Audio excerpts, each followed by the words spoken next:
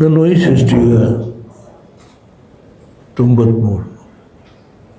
ಇನ್ನೆಷ್ಟು ವರ್ಷ ಇರಬೇಕು? ನೀವು ಮಾಧ್ಯಮದಲ್ಲಿ ಇದ್ರ ಬಗ್ಗೆ ತುಂಬ ನನ್ನ ಹೆಸರು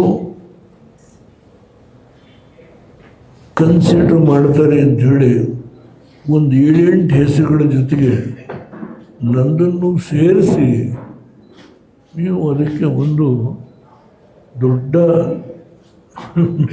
ಪ್ರಚಾರ ಮಾಡಿದ್ರಿ. ದಯಮಾಡಿ ನೀವು ಪ್ರಚಾರ ಮಾಡಿದ್ದಕ್ಕೆ ನಾನು ಬೇಸರ ಮಾಡ್ಕೊಳ್ಳೋದಿಲ್ಲ, ನಿಮಗೆ ಆಭಾರಿಯಾಗಿದ್ದೇನೆ. ನಾನು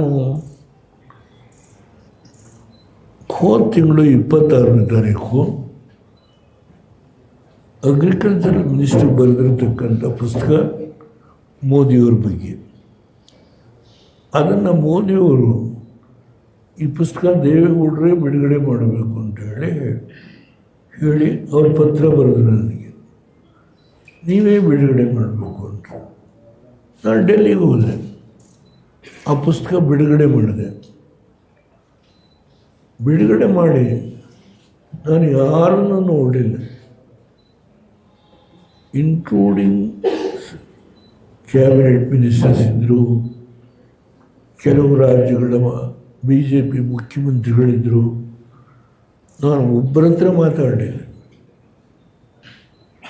ಅಗ್ರಿಕಲ್ಚರ್ ಮಿನಿಸ್ಟ್ರದ್ದು ಪುಸ್ತಕ ರಿಲೀಸ್ ಮಾಡಿದೆ. ಅವರು ನನ್ನ ಬಗ್ಗೆ ತುಂಬ ಎತ್ತರಕ್ಕೆ ನನ್ನ ಬಗ್ಗೆ ಮಾತನಾಡಿದರು. ವೆಂಕಯ್ಯ ನಾಯ್ಡು ಅವರಿದ್ದರು, ಅವರು ಕೂಡ ಮಾತನಾಡಿದರು.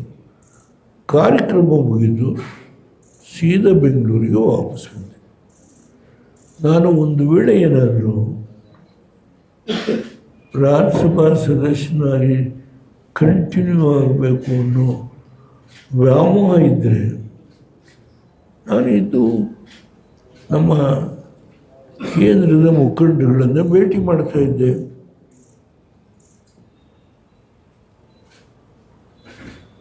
ನಾನು ಸೀದಾ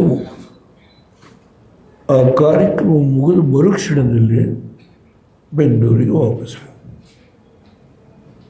ಈ ಮಧ್ಯದಲ್ಲಿ ಕುಮಾರಸ್ವಾಮಿಯವರು ಒಂದು ಹೇಳಿಕೆ ಕೊಟ್ಟರು, ನಾವು 18 ಜನ ಇದ್ದೀವಿ, ನಾವು ರಾಜ್ಯಸಭಾ ಅಪೇಕ್ಷೆ ಮಾಡಲ್ಲ. ಅದು ನಾನು ವೆಲ್ಕಮ್ ಮಾಡಿದೆ.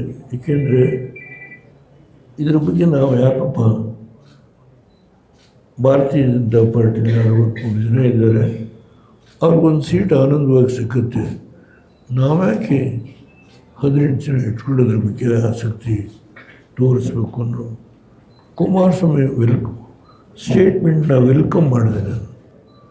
ಅದರಿಂದ ಇದರಲ್ಲಿ ಮೋದಿಯವರ ನನ್ನ ಸಂಬಂಧ ಒಂದು ರಾಜ್ಯಸಭಾ ಸೀಟಿನಿಂದ ನನ್ನ ಸಂಬಂಧ ಇದೆ ಅಂತ ಹೇಳಿ ಈ ನಾಡಿನ ಜನ,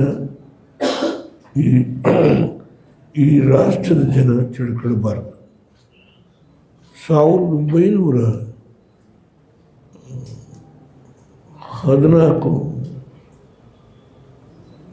ಹೌದು, ಅವರು ಮೊದಲನೇ ಬಾರಿಗೆ ಲೋಕಸಭೆ ಚುನಾವಣೆಯಲ್ಲಿ 286 ಸೀಟನ್ನು ಗಳಿಸಿ ಸ್ವಂತ ಶಕ್ತಿಯಿಂದ ಅಧಿಕಾರಕ್ಕೆ ಬರ್ಬೋದಾಗಿತ್ತು. ಆದರೂ NDA ಸ್ನೇಹಿತರನ್ನೆಲ್ಲ ಸೇರಿಸಿ ಸರ್ಕಾರ ಮಾಡೋದು. ನಾನು ಅವರು ಮುಖ್ಯಮಂತ್ರಿ ಆಗಿದ್ದಾಗ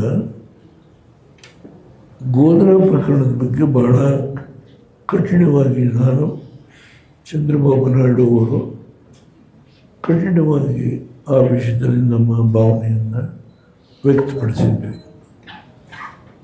ಅದಾದಮೇಲೆ ಅವರು ಪ್ರಧಾನಮಂತ್ರಿ ಆದಮೇಲೆ ಮೊದಲನೇ ಬಾರಿಗೆ ನನ್ನ ಅವರ ಭೇಟಿ ಆಯಿತು.